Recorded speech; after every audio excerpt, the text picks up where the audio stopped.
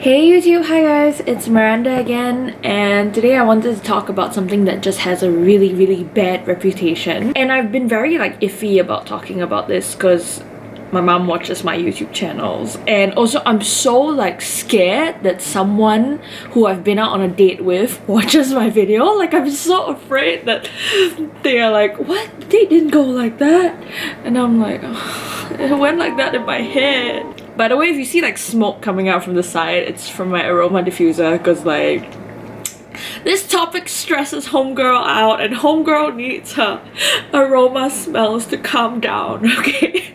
Yeah, so I thought I would make a series, a story time thing of all the Tinder dates I've been on. Not all, but most, because I've been on a few. So today I wanted to start off on a good note with the best Tinder date I've ever been on, and this guy was really a champ. I still tell my friends, my single friends who use Tinder, this story, and they're like, oh my gosh, I wish I could meet a guy like that. And it gets me so flustered talking about it. Yeah, so this happened quite a long time ago, maybe 3 or 4 years ago, and it was back home in Singapore. I matched with this really cute guy who was just my type, you know, he's tall, he's preppy, he's smart, he has an American accent. I'm a sucker for accents, okay? Just don't judge me. I'm superficial too. My profile says something about loving art and being really artsy and goofy. So he was like, we should go to the Art Science Museum, and at that time they were having, it was when Future World just opened, so this is a really long time ago. Yeah, we went for the Future World exhibition, and we also went for some, if I'm not wrong, it was a Dream World exhibition. And he was not an artsy person. He was more sporty. I think he did rugby or something, but he really tried, and that's all I can ask for, because I've been on really bad dates where I've been on a lot of museum dates because I love museums, and people always suggest that. I'm like, yeah, why not?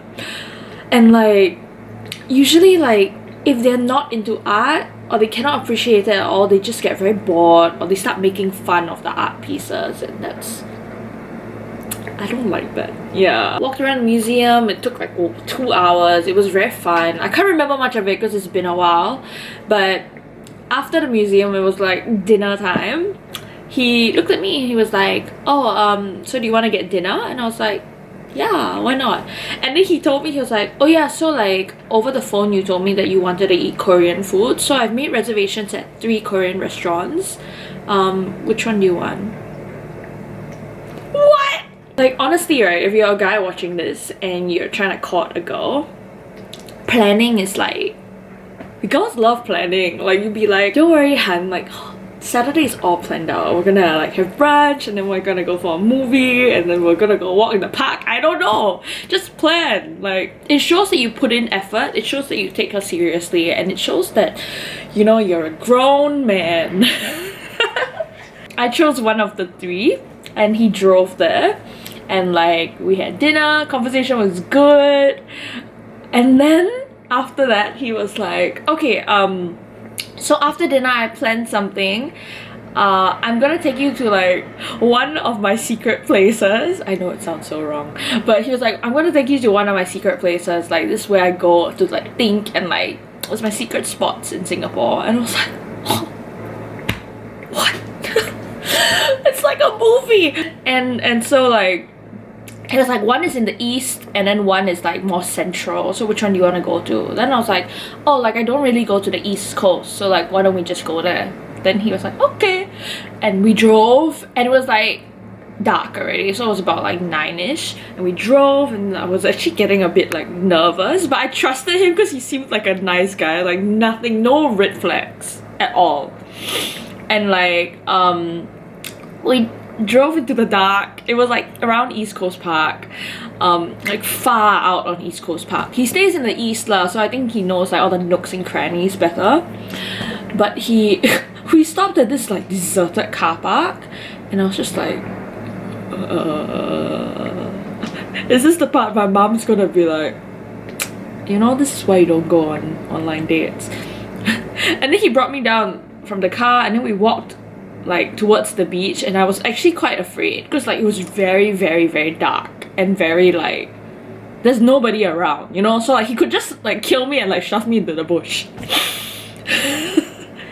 On hindsight, alright, kids don't do this. But anyway, so he brought me, he walked to the beach, and then there was this like, I don't know how to describe it, it was like a ledge that went into the ocean. I don't know, it's like I guess it was like kind of a divider, and then it had like drain holes on it. Maybe it's a drain or like a dam. I don't know what it was though, but it was just a thing that was jutting out like a stone hedge, I guess. And he was like, come, we're gonna walk on this. And it was really narrow, and I'm super afraid of the water, and I'm super afraid of heights, so I was very anxious about it. But he was like, no, come, trust me. I'm sorry, I'm like such a sucker for like romantic gestures. Okay, so like he did that, and then we walked like to the near the end of this like weird stone hedge thing, and then we just stood there and just like looked out into the ocean, and it was dark, and you could hear the waves like going whoosh, whoosh, and like just looking at the sky. It was really, really nice. Like I liked it a lot because I really appreciate like nature and this kind of like quiet places. And then after a while, like the waves started to get too much. Like I was really scared. He could tell I was really scared because I was like clinging onto his arm, like not trying to be cute or anything. I was just like actually terrified for my life. I was like clinging onto him, and I told him like the waves are getting a bit big, and like the water is like getting on me, and I'm actually quite scared I fall into the water, so can we like, you know, stand somewhere else? He was like, okay, I'll bring you to the other place. And then because like my expectations were like high up already, because like this first place was pretty cool. Yeah, so then the next place we went to was, I'm not gonna like say exactly where it is because I think it's still his secret place and I don't want people to like go there. But he brought me to basically like underneath a highway, and it was so cool. It was like a secret garden, and there were like exercise machines there, like those old people exercise machines, and like we walked through all that, and then there was this like there was this sign saying do not cross, and then he just casually crossed it, and I was just like, huh?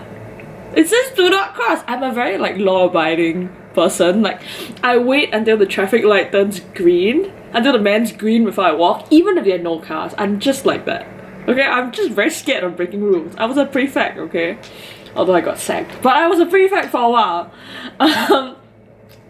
Yeah, so then I was very like, and he was like, no, come, trust me. So, and I had to climb over like a fence thing. I don't know how to describe it without like giving too much information, but it was basically a very small platform. It's where like people stand to get onto boats, and then it was just like in the middle of like water, and it overlooked like the whole like beautiful Singapore like Marina Bay skyline, and it was dark, and so like all the lights were so beautiful, and we were the only people there. It was like quiet, and it was like one of those moments where I just look at the world and be like, wow, like actually life is so beautiful. Yeah, it was so sweet. And then like he was very, I have to point this out, that he was very, very like respectful. He didn't like try anything funny, like he didn't like put his hand on my back and like pull me in and be like, hey. Yeah, and then he sent me home. It was the best Tinder date I've ever been on. But sadly, like that was before I moved to Australia, and he was also moving to, I don't know whether it was UK or America for university. So like we couldn't date or anything. But I don't know, I haven't spoken to him in a while. Like I still follow him on Instagram and stuff, but like I hope wherever he is, like he's like dating like some fantastic girl who deserves him. Yeah, and so like this video is kind of to give everyone like hope, you know, like Tinder's not all like scary like Tinder terrors and like horror stories, but you know, good things can come out of Tinder. It's not where you meet the person, because you can meet someone in a club, you can meet someone in a coffee shop like my ex-boyfriend, but they can still be completely messed up people. Yeah, so just trust your gut, and also like don't get yourself into dangerous situations. You know, like always let your friend know where you are.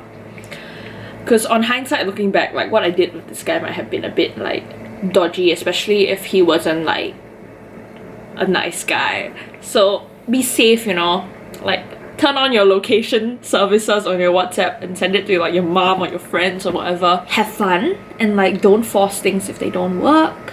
And yeah, that's the end of my really great Tinder date. So like let me know if you want to hear more about my Tinder stories, because I have so many bad Tinder stories. I just wanted to start it with a good one, you know, just start things with good stuff. So I guess I'll see you guys in my next video. Remember to follow me on Instagram if you want to. The username's here, and yeah, bye.